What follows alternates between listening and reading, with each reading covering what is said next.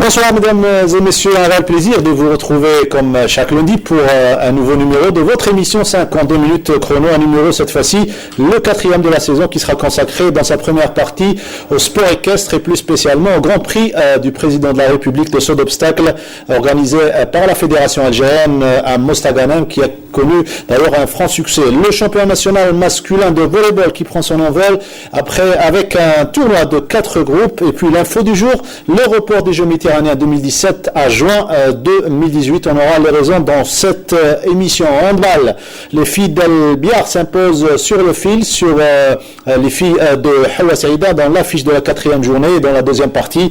On reviendra sur l'autre événement de la semaine, à savoir le rallye Raid International, lui également qui a connu un grand succès. Tous ces thèmes à développer avec comme l'accoutumée donc notre consultant Abdelmour Belkhir et nos invités ainsi que Wahib Abdelhoua qu'on retrouve avec grand plaisir. Messieurs, dames, bonsoir. Bonsoir Mokhtar, bonsoir amis sportifs, bonsoir monsieur Bouznet Nadir.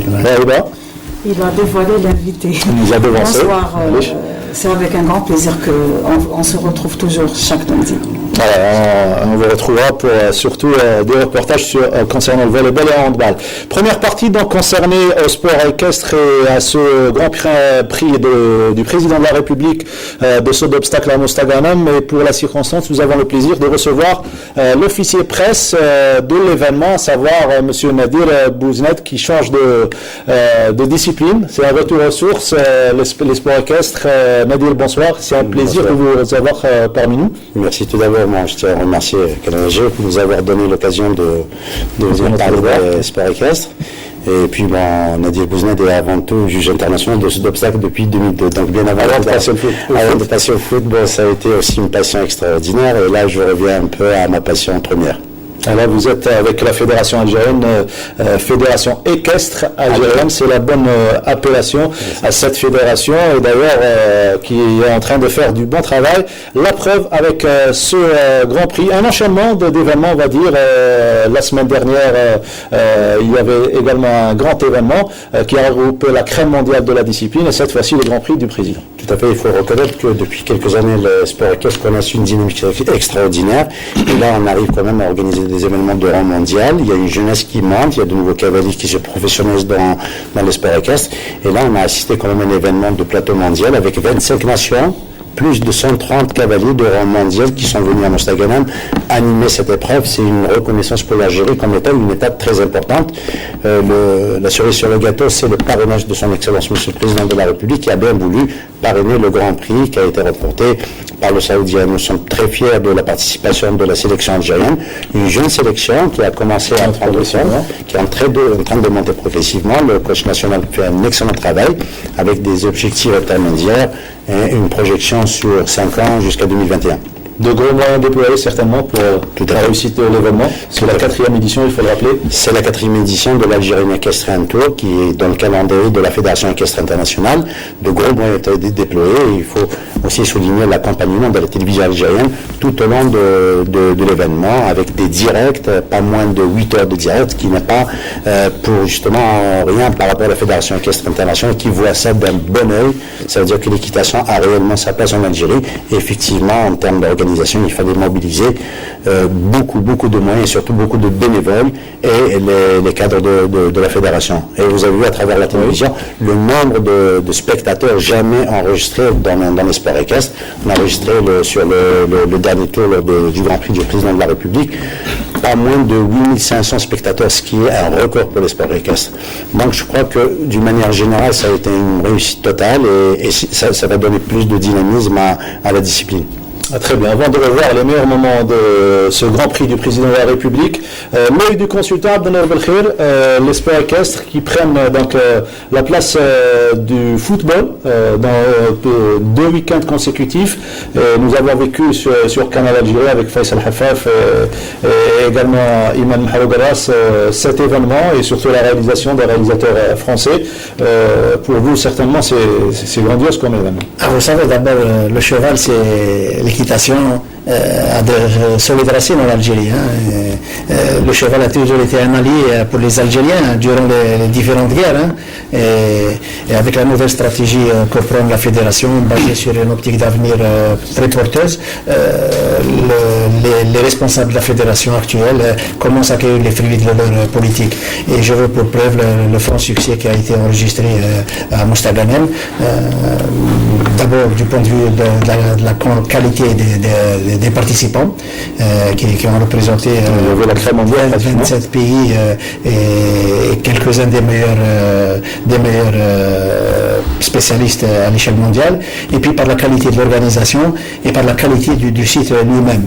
Donc c'est une manifestation qui très certainement va avoir des répercussions positives lointaines, même à l'échelle mondiale, et les responsables en sont conscients. Ils veulent élever au rang de véritable institution cette manifestation qui pourrait booster tout pratiquement le mouvement Echfil à l'échelle nationale.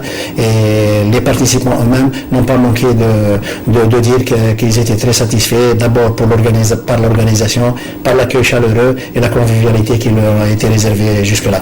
Je pense que la fédération a investi utile et nécessaire, et si la première édition a été menée au petit trot et au sens propre et figuré, l'édition dernière a été réussie en tout point, et pratiquement il n'y a pas eu le moindre bouleversement quant à l'organisation technique, matérielle et toute la logistique. Quand même, c'est une logistique qui a été très très lourde, et les moyens mis à la disposition des athlètes se sont avérés extrêmement utiles pour les participants qui ont évolué sans difficulté aucune. Encore une fois, un grand bravo pour les organisateurs. Vous venez de le dire, Nadir Bouzned, c'était également une occasion, surtout une occasion pour les participants algériens de se frotter à la crème mondiale. Est-ce qu'il y a des signes encourageants pour l'avenir de la discipline? Tout à fait. Ce qu'on a pu observer tout au long de ces 2 événements internationaux, un peu la stratégie mise en place par la fédération, à sa tête M. Metidji Mohamed, c'est de dire, écoutez, nous allons travailler sur le long terme, travailler sur la base, construire une jeune génération sur le long terme. Et on l'a vu sur l'étape Coupe du Monde, c'est une première pour les sports équestres. On a pu aligner 6 cavaliers qui ont terminé leur parcours honorablement. C'est un bon signe. Dans les épreuves de classement de ranking international, on a vu des jeunes de 15, 16 et 14 ans. C'est vraiment très très jeune dans les sports équestres, à l'image d'une jeune qui a 14 ans qui a gagné un prix qui est issu de l'école de Zeralda, Lena Boutrgirat. Ce sont des espoirs de l'équitation algérienne. Bien sûr, la fédération est consciente que un concours, ce n'est pas seulement le concours, le résultat disons du week-end. C'est un long travail, un processus qui va s'étaler sur plusieurs années. Il y a une génération montante aujourd'hui, il y a des jeunes, et aussi il y a des leaders aujourd'hui qu'on a pu voir. Il y a des jeunes Algériens qui sont expatriés et qui sont de l'autre côté de la Méditerranée. Et on a une jeune qui est binationale, qui a décidé de porter l'emblème national, Mana Abed, qui a participé au nom de l'Algérie à l'occasion de ce tournoi mondial, qui a un niveau, selon les experts présents sur le terrain, à la Hussein El-Mansour, qui ont vu en cette jeune les prémices d'une future championne. Donc il y a un travail de fond qui se fait. Je pense que cette fédération a besoin d'encouragement et de confiance pour aller encore plus loin dans cette histoire. Il faut rappeler également que c'est un sport olympique qui fera partie du programme des Jeux méditerranéens 2021 ici à Oran. Alors avant de revenir au plateau, juste retour en image sur cet événement avec ce résumé signé Iman Mahalougaras, et on revient pour en débattre. Le jeune cavalier saoudien Abdullah Al-Sharbatli, montant Woulouel, a remporté le Grand Prix CSI 3W de son Excellence le Président de la République, M. Abdelaziz Bouteflika, le 5 novembre au club équestre Hussein El-Mansour à Mostaganem, au terme de la 2e phase de la 4e édition Algérienne Equestrian Tour du concours international de saut d'obstacles. L'assistance présente à cette cérémonie, le ministre d'État directeur de cabinet de la présidence de la République, M. Ahmed Ouyahia, en présence du ministre de la Jeunesse et des Sports, El Hadi Ouldali. Le premier mot sera pour dire, en tant que citoyen, toute ma fierté de voir mon pays, grâce à ces jeunes, à ces sponsors, posséder des infrastructures de cette qualité, organiser une compétition de ce niveau international qui permet à nos invités de voir l'Algérie, cette Algérie si riche, cette Algérie si belle, qui a quelques problèmes comme tous les pays, mais qui est un pays vivant, et de voir aussi, nous avons suivi la première partie, on a eu l'amabilité de m'expliquer que nous avons 6 cavaliers qui ont participé, que c'est la première fois qu'on atteint ce niveau, et j'espère que de telles préparations feront en sorte que le sport algérien, le sport équestre en cette occasion, connaîtront des jours encore plus glorieux dans des épreuves ici et ailleurs, et surtout d'ici les Jeux méditerranéens d'Oran 2021. Nous sommes dans le ministère de la Jeunesse et des Sports et avec les orientations et les instructions de son Excellence Monsieur le Président de la République, qui d'ailleurs parraine, et nous sommes dans le prix de son Excellence Monsieur le Président de la République. Nous accompagnons et nous sommes tout le temps disponibles pour réussir de tels événements dans notre pays. Metidji Hussein El-Mansour a offert à son Excellence, Monsieur le Président de la République, Monsieur Abdelaziz Bouteflika, un cheval de compétition, c'est un cheval de sport, c'est un sel français né en Algérie et qui a 3 ans et qui s'appelle Dewanden.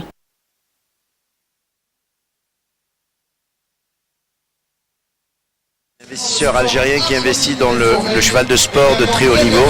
Oui, parce qu'il va faire évoluer l'élevage algérien et donc forcément développer la pratique du sport équestre. Nous en avons eu un aperçu durant cette 4e édition. Des moments très très forts, hein, cette manifestation sportive, je dirais, de dimension mondiale. Simplement parce qu'elle est qualificative à la World Cup. Pour moi, c'est un honneur, un grand honneur d'offrir ce cheval, né en Algérie, d'une belle lignée, à son Excellence le Président de la République, c'est Abdelaziz Bouteflika. Et en J'ajouterai un mot au nom de Monsieur le Président de la République. Bien sûr. D'abord pour féliciter et remercier au nom de Monsieur le Président Abdelaziz Bouteflika, Monsieur Metidji, le Président de la Fédération nationale équestre, et Monsieur Metidji Père, qui a beaucoup donné pour cette manifestation. أنا جدا سعيد بهذا الفوز، وإذا أنسب الفضل أنسب الله سبحانه وتعالى. أنا جدا سعيد أن بطولة كأس رئيس الدولة الرئيس عبد العزيز بوتفليقة فضل في الجزائر فوز عربي، هو فوزي، هو فوز كل الجزائريين، فالحمد لله وشكر له إنه الجائزة هذه القيمة الكبيرة علينا ما طلعت برا وفزنا الحمد لله. الحمد لله كثير مبسوط كمان لبقية الأخوة المشاركين، للأخ عبد الله الشربتلي اللي فاز بالمركز الأول. ان شاء الله نبقى كل سنه بنجي للمباراه، كل شيء ممتاز كان بصراحه في الاسبوعين، تنظيم عالي، استضافه جيده، ما قصروا الاخوه الجزائريين، واكيد كلمه شكر للجمهور الجزائري اللي ضل واقف معنا كل الوقت.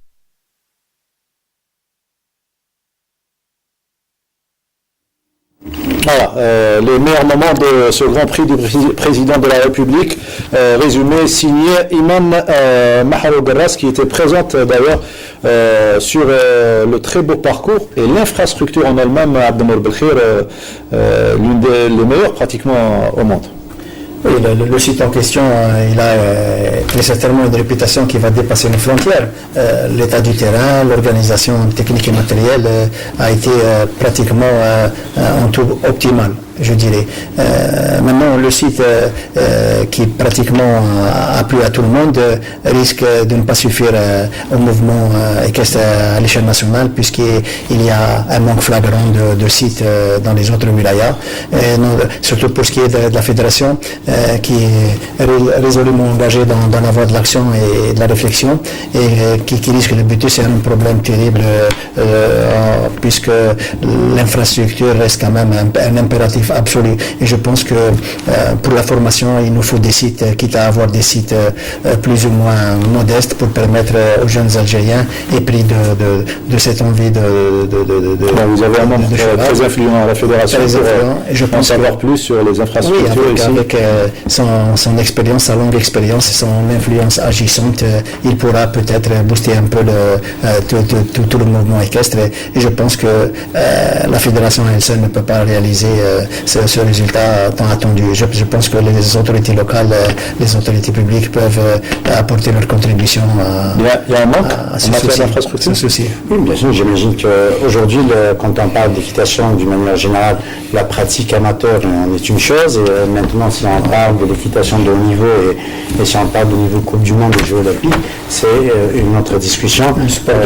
Monsieur Métidier a bien compris l'enjeu. Aujourd'hui, pour faire venir des champions mondiaux, des champions olympiques, les exigences sont le terrain d'abord, il faudrait que ce soit vraiment un terrain de très haut niveau qui respecte un peu les normes, et des boxes d'accueil de chevaux de très très bonne qualité. Aujourd'hui, l'investissement fait à la Hussein Mansour répond à cette question, et la recommandation première de la Fédération équestre internationale, number one, c'est le bien-être du cheval. Donc si les conditions s'y prêtent, bien sûr on peut aller sur des tours mondiaux. Maintenant, en termes d'infrastructure au niveau local, si bien sûr les autorités à comprendre un peu l'enjeu de cette discipline, qui est d'abord une discipline ancrée dans les traditions des Algériens. Elle a besoin aujourd'hui d'un accompagnement en termes d'infrastructure, surtout sur le plan législatif. En tout cas, la population a pris les devants. Parlant d'engouement, elle était présente, vous parlez de plus de 8000. Absolument. Mais c'est quelque chose de très très positif pour le sport équestre. Deux choses vraiment positives qui sont vraiment à l'honneur de l'Algérie. C'est d'abord l'engouement du public. Il y a eu plus de 8500 spectateurs lors du Grand Prix, qui n'est pas rien. C'est encore comparatif avec d'autres disciplines dites populaires, mais aussi l'accompagnement médiatique. Plusieurs chaînes de télévision, les directs de la télévision nationale Canal Algérie, et puis aussi la presse écrite et audio qui était présent. On peut dire, M. Bouznat, que l'Algérie est en mesure d'organiser d'autres compétitions internationales, du moment qu'on a déjà organisé des championnats dans les Jeux méditerranéens, les Jeux panarabes et le championnat du monde universitaire. Mais absolument, aujourd'hui, le défi de la Fédération équestre algérienne, c'est d'aller justement dans la cour des grands et ramener des événements de rang mondial. C'est pour ça aujourd'hui que la Fédération a mis en place un calendrier stratégique sur les 5 années à venir pour justement se projeter sur les grands événements. On a organisé aujourd'hui une étape Coupe du Monde de 3 étoiles. Sachez qu'au niveau mondial, au niveau du classement de la Fédération équestre internationale, il y a ce qu'on appelle de 1 étoile jusqu'à 5 étoiles. On n'en est pas loin. Ça veut dire que déjà on a mis le pied à l'étrier pour les étapes Coupe du Monde. Si les conditions s'y prêtent sur tous les plans, on peut probablement aller sur un palier supérieur.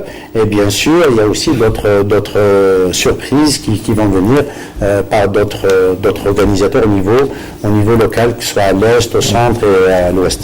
L'autre star de cet événement, c'est Diandem. Oui, Diandem, en fait, on peut en parler de l'élevage, de l'investissement purement algérien, de ce qu'on appelle le cheval de sport de haut niveau. La ferme Hussein Mansour, appartenant à M. Métigi, a lancé depuis des années un investissement spécifique pour le cheval de sport qui nous manque, justement pour pallier à l'importation de chevaux spécialisés dans le saut d'obstacles. Et Diandem, qui a été offert à son Excellence M. le Président, en reconnaissance bien sûr à son acceptation de parrainer l'importance donnée. C'est vraiment symbolique dans le sport équestre d'offrir un cheval. C'est vraiment le symbole suprême qu'on peut dédier à quelque chose qu'on chérit, qu'on aime bien. Et c'est propre à nous les Algériens. Absolument, c'est propre à notre tradition, à notre identité. C'est sacré. Et c'est sacré. Donc Diandem, c'est un des meilleurs modèles de l'élevage. C'est le meilleur pratiquement. Et c'est un cheval vraiment que tout cavalier regarde avec admiration. Il souhaiterait avoir, disons, sous sa selle. Voilà, très bien. Un geste qui a été extrêmement apprécié à tous les niveaux. Hein. Très bien. Vous restez avec nous, vous connaissez le principe de 52 chrono, c'est également les autres disciplines. On va commencer par le volleyball, le volleyball masculin, puisqu'on a commencé cette semaine, ce week-end, du 3 au 5, avec l'organisation de 4 tournois. plutôt un tournoi concernant les 4 poules. Donc la fédération a gardé le même principe de l'année passée, c'est la formule de tournoi. Et puis le deuxième tour, la deuxième phase, ça va concerner les deux groupes. Un groupe qui va jouer pour le titre et le deuxième pour le maintien. Donc il y a eu le groupe D qui s'est déplacé à la salle de Douira et on a choisi pour vous une rencontre qui a opposé le Wad Tlemcen à l'Olympique de l'Qsar. Avec la même formule de 4 groupes de 4, le championnat d'excellence de volleyball garçon vient de voir la première journée jouer. 6 rencontres se sont déroulées dans 4 coins du territoire national.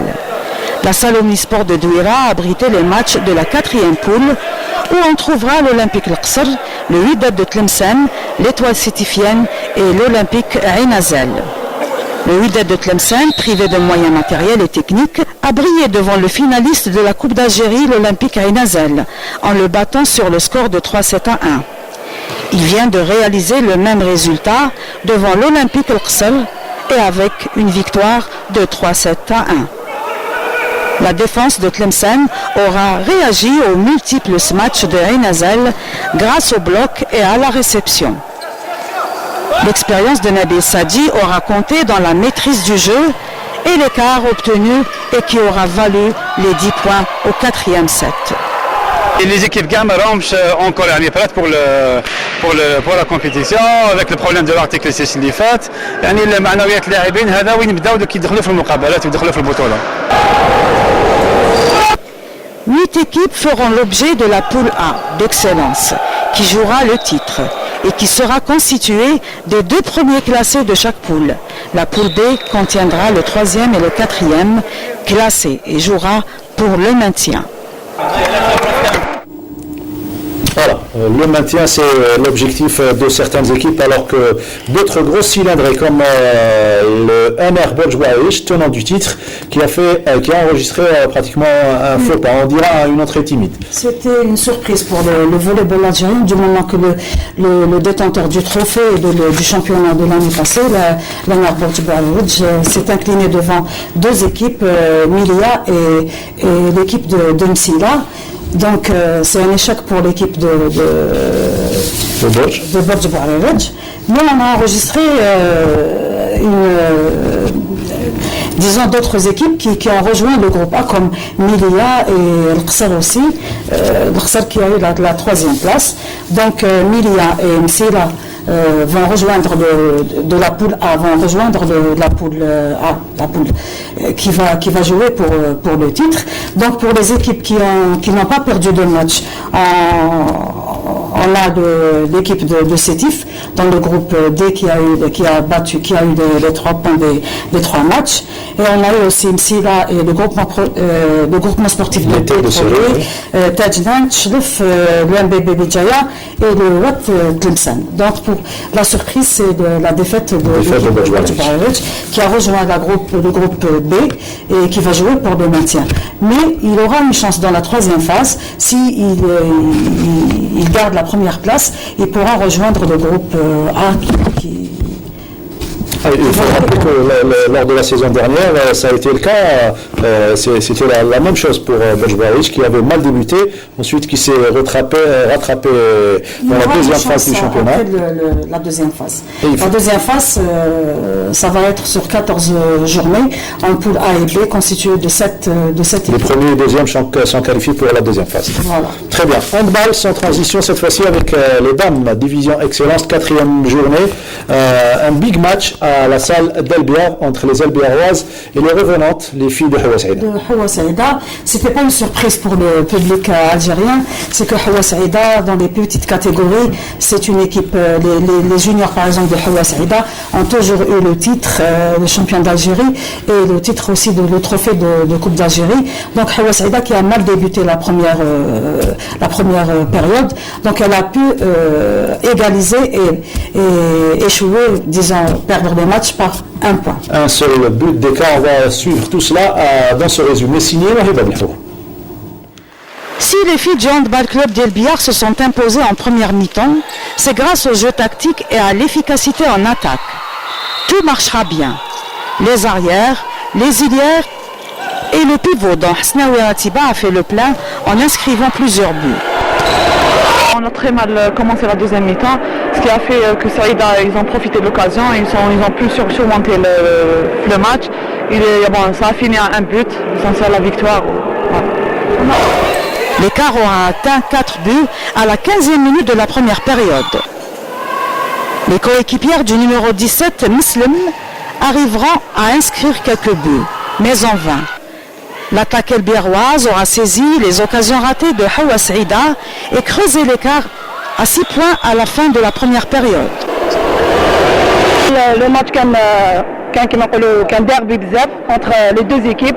On voulait prendre le match لينا pour nous, mais comme le match كان très serré بيناتنا كان لهم la victoire. La domination d'Elbiar durera dans le temps en deuxième période, où Farhat, Bekbouki et Muslim mettront une pression dans la défense d'Elbiar et marqueront 3 buts consécutifs. Le score sera réduit à 3 points, puis à 2. La première et l'ultime égalisation viendra avant plus d'1 minute de la fin de la deuxième période. Le score sera donc 24 partout. Mais le suspense durera jusqu'aux dernières secondes où Elbiar tuera le match en inscrivant le dernier but de la victoire. Ce que je soulève, c'est l'arbitrage. L'arbitrage était catastrophique. On a dominé l'équipe adverse. On a terminé la première mi-temps avec 6 buts d'écart. Ça se passait bien. On a bien appliqué les consignes Tawana.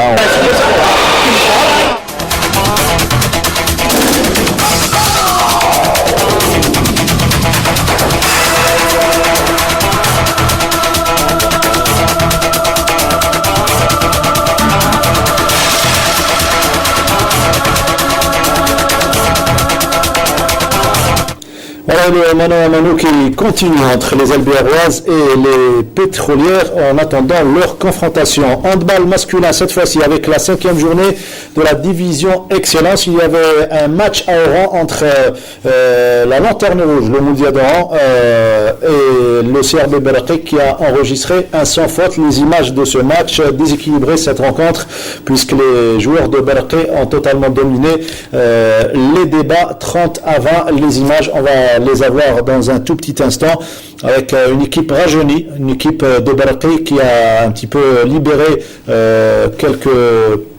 quelques joueurs cadres de son équipe pour revenir avec les mêmes ambitions cette saison, à savoir jouer le podium avec les pétroliers et surtout l'équipe de Skikda. On voit les images de cette rencontre où la domination s'est faite ressentir dès les premières minutes du duel en première mi-temps et en seconde période. Score final, je le disais, 30 à 20 pour l'équipe de Berkik face au Moulia d'Oran. Dans l'autre groupe, le GSP, lui également enregistre un sans faute après 5 journées de compétition. Les résultats de cette 5e journée. En musique.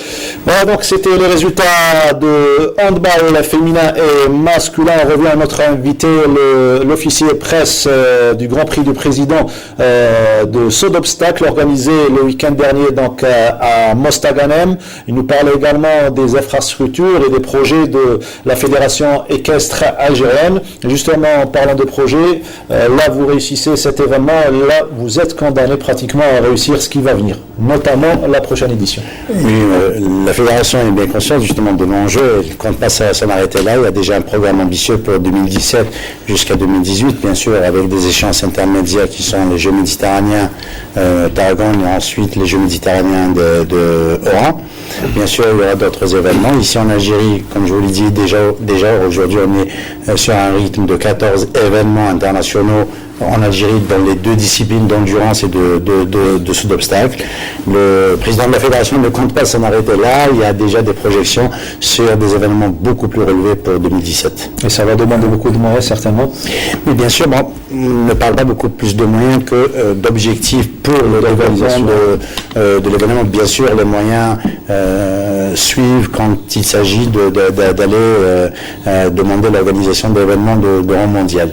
Je pense que l'Algérie est aujourd'hui prête, l'Algérie est aujourd'hui en mesure d'accueillir des événements de rang mondial et dans des disciplines aussi porteuses comme pas seulement l'équitation, dans plusieurs disciplines telles que l'automobile ou l'escrime ou le tennis ou le golf.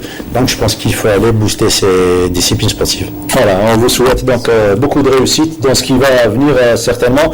Et là, vous avez, il faut le dire, réussi cet événement et celui de la semaine d'avant. On vous remercie Nadir Bouznad d'avoir été parmi nous aujourd'hui. Merci à Inch'Allah, et on remercie Canal Algérie, la télévision algérienne, pour justement ce coup d'éclairage sur le sport équestre. C'était un plaisir et un devoir pour nous d'éclairer surtout notre cher téléspectateur. La page internationale qui est signée comme chaque lundi, Rochdi Abdullah Khouja a commencé donc par, ou plutôt dont surtout les informations, dont celle concernant Roger Federer, le Suisse, pour la première fois qui se trouve éjecté du top 10. On se retrouve pour la deuxième partie. Tard dans son pays, Manny Pacquiao, 37 ans, a pour son retour sur le ring récupéré son titre WBO des Welters samedi soir à Las Vegas. Et les Philippins ont salué la victoire de Manny sur l'Américain Jesse Vergas. Il affiche désormais à son palmarès 59 victoires pour 6 défaites et 2 nuls. Il a remporté son 17e combat avec un titre mondial en jeu. Le Britannique Andy Murray a remporté le Masters 1000 de Paris-Bercy pour la première fois en battant le géant américain John Isner en 3-7, 6-3, 6-7, 6-4. Murray est devenu le numéro 1 mondial au classement ATP, détrônant ainsi Novak Djokovic qui occupait cette position depuis juillet 2014. Une première place au classement sur la planète tennis, Roger Federer sort du top 10 pour la première fois depuis 14 ans. Top départ du prestigieux marathon de New York et victoire de l'Érythréen Guilherme Gebre Selassie. Sacré champion du monde à la surprise générale en 2015 à Pékin, Gebre Selassie a frappé fort dans les rues de New York. À 20 ans, il est tout simplement devenu le plus jeune vainqueur de l'histoire du marathon, le plus célèbre de la planète. Le 4e trophée sur le circuit européen en l'espace de 3 ans pour le golfeur danois Thorn Born Olsen. Il remporte l'Open de Turquie en terminant avec une carte de 264 points, soit 20 coups sous le par.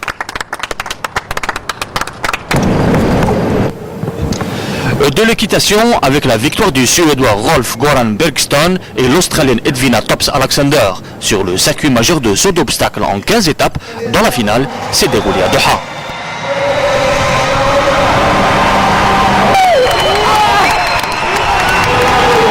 Férus de la mer et des défis extrêmes, 29 skippers ont répondu à l'appel du large dimanche en prenant le départ au Sables d'Olonne, au ouest de la France, du 8e Vendée Globe.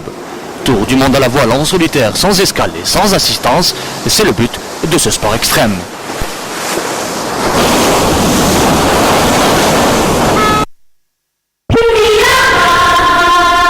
Puoi avere le braccia di Ercole e gambe veloci come il vento. Puoi sollevare le spalle sopra il canestro, avere lo slancio di un delfino, i riflessi di un gatto. Puoi avere tutto questo e avrai il fisico, gli strumenti.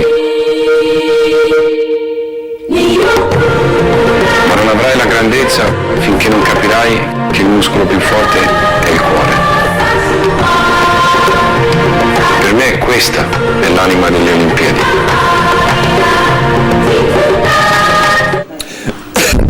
Pardon, deuxième partie de ce 4e numéro consacré au sport mécanique et surtout ce rallye raid international organisé ici en Algérie, 2e édition. Pour en parler tout d'abord, nous avons le plaisir de recevoir pour la première fois sur notre plateau Majid Benkhassi, notre envoyé spécial, qui a remplacé Wahiba, un véritable joker.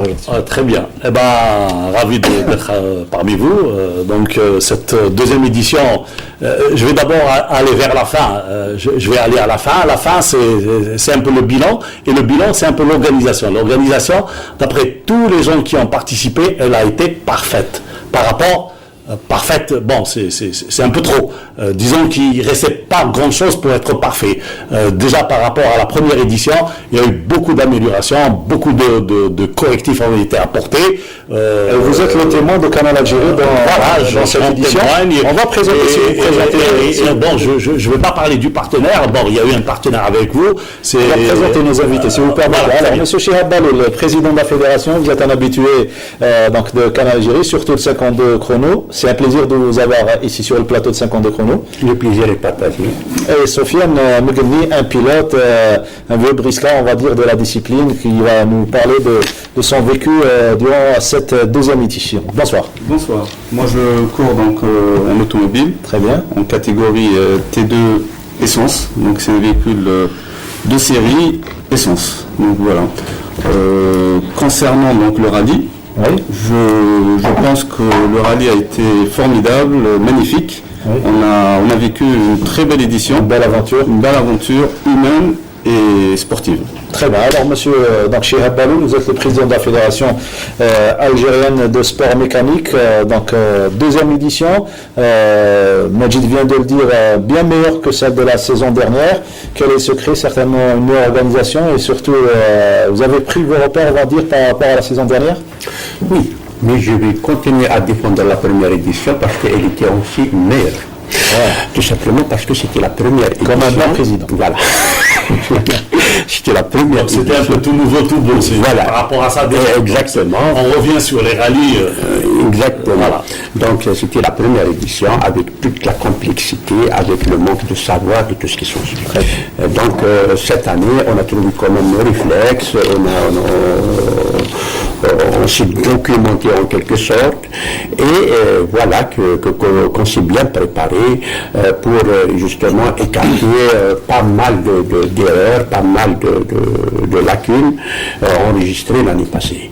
Et aujourd'hui, je pense aussi que notre partenaire technique a fait quand même un bon travail sur le plan technique. Donc la conjugaison de tous les efforts de la fédération et de notre partenaire ont fait que avoir un bon rallye, je pense que c'est le meilleur cadeau qu'on peut donner à nos pilotes et à notre fédération aussi. On peut parler de belle aventure, c'est bien ça? Oui, une très très belle aventure parce que tout simplement on a fait découvrir aussi une autre partie du pays à nos invités et d'autres reliefs. Et je pense que passer des nuits d'aventure dans des bivouacs sur les pistes, comme vous le savez, un rallye se donne le départ à 8h du matin et parfois les arrivées sont à 4h du matin parce que tout simplement il y a des pannes, il y a donc tout ça qui fait vivre cette aventure à tous les participants et même à tous les officiels parce qu'il ne faut pas qu'on parle uniquement des pilotes, il y a des officiers qui sont en train donc de cadrer ce rallye. Toutes les familles qui se retrouvent. Voilà, toutes les grandes familles qui se retrouvent autour de ce rallye et bien sûr même les officiels, par exemple ceux qui assurent l'ICP ou les arrivées rentrent très très tard, ils rentrent parfois avec les pilotes. C'est un peu la cheville. Voilà, exactement. À l'affût, quoi. Exactement. Les camions balais, par exemple, qui rentrent, ce sont les dernières machines à rentrer au bivouac, et parfois ils rentrent à 3h, 4h du matin. Voilà à peu près la configuration d'un rallye tout-terrain dont on est rentré. C'est un terrain très vaste, mais, alhamdoulilah, ça c'est quand même de maîtriser. C'est le témoignage d'un président fier de cet événement. Nous avons le témoignage de notre envoyé spécial, Abdelmajid Belkacem, le fait marquant de des 5 étapes, on va dire, plus de 1500 km à parcourir. L'effet marquant, c'est d'abord beaucoup d'engagement, beaucoup de présence, beaucoup de passion. J'ai interviewé pas mal de pilotes, surtout les Algériens, c'est des passionnés de la moto, de la voiture, donc de rallye, et c'est des gars qui se battent à longueur d'année pour avoir des machines prêtes pour le jour J. Donc c'est des gens qui ont travaillé souvent avec peu de moyens, des gens qui ont besoin d'être aidés, d'être sponsorisés, parce que c'est un sport lourd, les sports mécaniques, c'est des sports qui ont besoin de beaucoup d'argent et beaucoup de sponsors. Donc je suis intervenu déjà dans mes envois à partir des étapes. J'ai parlé de l'importance du sponsoring. Et ce qui est bien aussi, c'est cette diversité de présence des Algériens un peu partout sur toutes les wilayas d'Algérie. Ils sont venus d'Oran, de Saïda, d'El Bayad, ils sont venus de Laguat, ils sont venus localement, ils sont venus d'Alger bien sûr, d'Oran, ils sont venus d'un peu partout. Donc la passion est présente partout sur le territoire national et c'est des jeunes. Comparativement aux autres concurrents qui pour la plupart, c'est de vieux briscards, c'est des gens qui... Mais là, les jeunes Algériens, c'est vraiment des jeunes. Il y a eu même... C'est passionné, ça fait très longtemps qu'ils attendent ce rallye. Exactement, voilà. Donc c'est un acquis pour les Algériens, ils attendent ça, donc ils font tout pour ne pas le rater. Alors là, vous nous donnez l'eau à la bouche, on va découvrir tout cela en images, les images que vous avez préparées. Un peu de la compétition des images. On va commencer par la compétition. Plus la compétition, au fur et à mesure, on va développer des avis, donc des gens qui ont participé sur le plan compétition, technique, et voilà. Très bien. Alors les images de ce rallye, 5 étapes, je le disais, plus de 1500 km entre sable et bitume. Faudil à la régie pour nous envoyer les images de cette deuxième édition du rallye Raid Algérie Challenge Sahari International. Eh bien c'est fait. Cette fois-ci, nous avons notre propre rallye. Nous en sommes à la deuxième édition. Alors les images, ça va venir d'un moment à un autre, certainement. Voilà, c'est parti. Avec une belle ambiance qu'on va découvrir ensemble.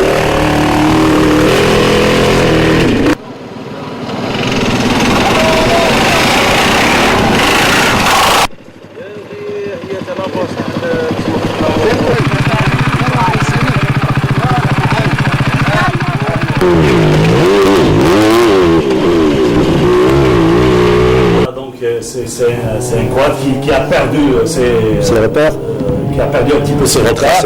Il a fait le mauvais terrain, il revient. On l'a aidé même à revenir sur la bonne route. Donc il a repris le chemin qu'il fallait reprendre. Voilà, ça c'est une moto un petit peu notre concurrent. Voilà, ça c'est des concurrents algériens. C'est au niveau des tout ça. Voilà, encore des Algériens, domination des Italiens, des camions, domination, on va dire, quand même, je ne vais pas dire totale, mais domination des Italiens au moto, les Algériens, je vous ai dit que c'est des vieux briscards. Mais une chose, Mokhtar, qui m'a beaucoup, que j'ai beaucoup aimé, ce qu'ils m'ont dit les pilotes italiens et français, parce il y avait exclusivement pratiquement des Français et des Italiens, beaucoup plus d'Italiens. Ce qui m'a beaucoup plu, c'est qu'ils m'ont dit texto que les Algériens, ils sont super forts en vitesse, ils sont super forts dans le désert. Ce qui leur manque, et ça j'en ai parlé, c'est la navigation, tout ce qui est GPS. Vitesse, c'est un tracé où il faut savoir naviguer avec le GPS. Voilà. Normalement, il va y avoir du sable aujourd'hui. On verra bien, ça va être un peu plus fatigant qu'hier. Voilà. Et vous êtes dans le début, il faut y aller doucement.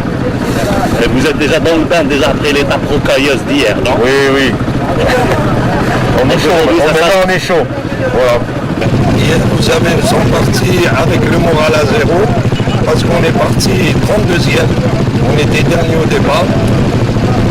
On a roulé, on est remonté à la 9e place au général et deuxième la catégorie, donc c'est bon pour le moral, on est bien, l'étape était très dure, très cassante.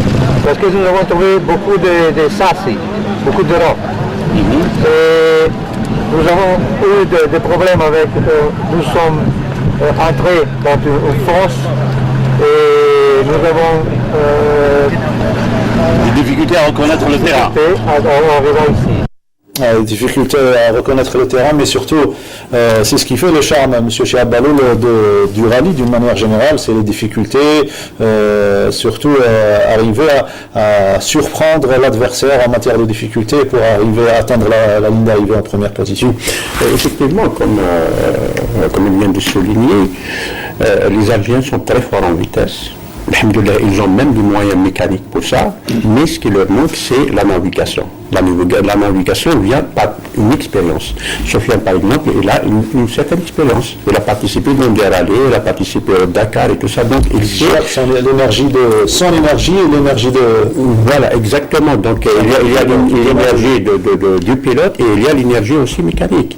Lui, il arrive à marier ces deux énergies pour qu'il puisse avancer. Par contre, il y a des pilotes qui n'ont pas cette expérience. C'est pour cela qu'ils n'arrivent pas à mieux maîtriser leur véhicule et parfois à s'égarer même au désert.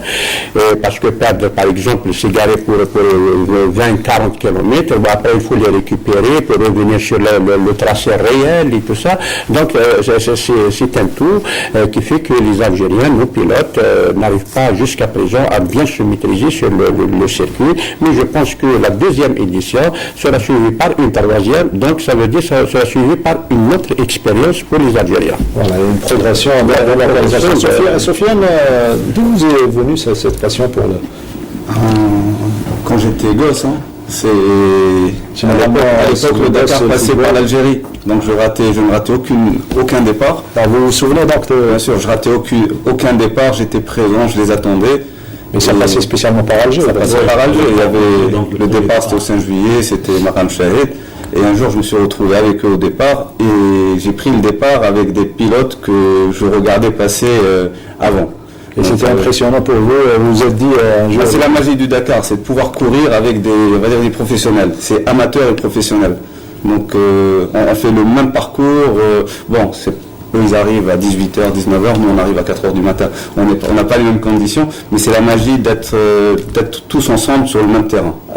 Abdellah Belkhem, notre consultant, a certainement vécu à plusieurs Alger Paris-Dakar. Là, nous avons deux cas de figure. Un président qui rêve d'organiser un rallye international et un pilote un jeune algérien qui rêve de devenir pilote. Il est pilote et il participe à ce rallye. Oui, c'est une complémentarité indispensable. Je pense que l'Algérie a les moyens matériels, infrastructurels, de la volonté pour organiser des événements encore d'une toute autre portée à l'image du Paris-Dakar. Pour ce qui est de l'édition, la dernière édition, je pense que les organisateurs qui ont été bien instruits par les quelques petites imperfections qui ont pu émailler la première édition, c'est tout à fait normal. C'est tout à fait normal parce qu'il manquait un peu d'expérience et cette fois-ci ils ont bien pensé leur affaire, très bien pensé leur affaire ils ont mis à l'abri pratiquement l'organisation du moindre hasard, du moins des problèmes, des gros problèmes. Et pour ce qui est de la compétition en elle-même, je dirais que c'est surtout la portée de la dimension humaine qui est intéressante. Ça a été une véritable sphère de contact, de retrouvailles, et les participants, et l'ensemble des participants, mais particulièrement les étrangers, qui ont apprécié à sa juste valeur l'hospitalité légendaire des Algériens, la nature ouverte et amicale des Algériens, tout en appréciant les différents sites enchanteurs que recèle le sud algérien. Je dirais encore une fois un grand bravo aux organisateurs qui méritent qu'on leur apporte tout le soutien et l'assistance voulue pour les prochaines éditions, parce qu'il y va de l'image de marque de l'Algérie du point de vue de l'approche culturelle et touristique. Transition toute faite pour parler de l'aspect organisationnel. Majid Benkhassi, vous l'avez dit tout à l'heure, des améliorations par rapport à la saison dernière. Que je n'ai pas vécu, mais j'ai suivi à travers les médias aussi, à travers la presse. La première édition, je l'ai pas couverte. Mais cette deuxième édition, tous les organisateurs, tous les participants, les images d'ailleurs, les pilotes sont tous unanimes à dire qu'il y a eu beaucoup d'améliorations. Donc je ne vais pas dire, donc on frôle pratiquement pas la perfection, mais on arrive quand même en se parfait d'année en année, et peut-être à la troisième édition on va encore améliorer peut-être des choses qui manquaient.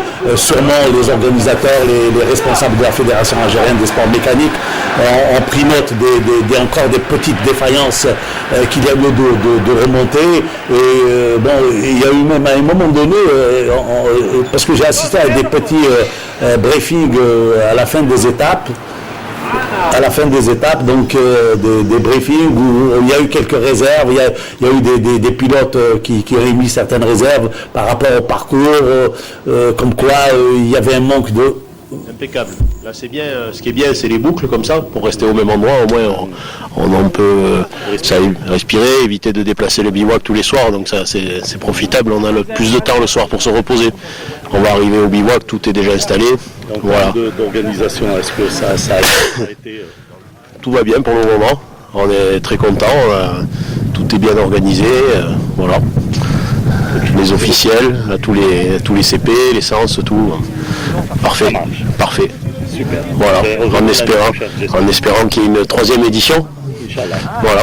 Merci beaucoup. D'accord, Badi Dakar, c'est vrai que c'est des belles aventures, on voit beaucoup de choses, beaucoup de pays, mais c'est vrai qu'on est dans la similitude. J'en avais fait 2 déjà en Afrique à l'époque où le Dakar était en Afrique, et c'est vrai que ça fait du bien de revenir dans ces jolis pays, et là on prend beaucoup de plaisir. On a eu des déserts, des dunes, là, c'était superbe. En termes de compétition, qu'est-ce que ça vaut, quoi, ce Sahari Challenge international? Disons que le souci pour moi, en fait, qui suis habitué au rallye raid, c'est qu'on n'a pas du tout les mêmes outils de navigation. On n'a pas ces points GPS qu'on a, donc c'est vrai que c'est plus c'est différent. C'est vrai qu'on n'est pas habitué à naviguer avec ça. Mais en tous les cas, au niveau des pistes, au niveau de tout ça, ça n'a rien à envier au Dakar. Et en termes d'organisation?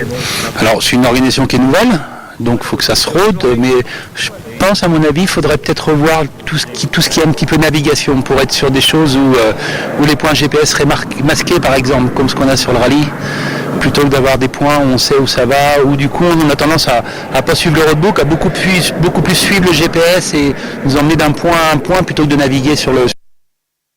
D'avoir plus de difficultés. Voilà, justement, je voulais revenir sur le propos tenu par ce pilote français Nicolas Garcia, voilà, Nicolas Garcia, j'arrive à le dire, qui est revenu un petit peu sur les problèmes de navigation. Finalement, c'était un peu le petit problème, surtout pour beaucoup d'Algériens, les jeunes Algériens qui ne sont pas habitués de rallye. Là, peut-être la Fédération algérienne des sports automobiles, ils vont certainement, pour l'avenir, pour les autres éditions, ils vont prendre un petit peu en charge ces problèmes de navigation avec l'organisation de petits stages, initier les gens à la navigation. Avant de voir la réponse de M. Baloul, Adam El Maghreb sur Alger et ses environs, on se retrouve juste après.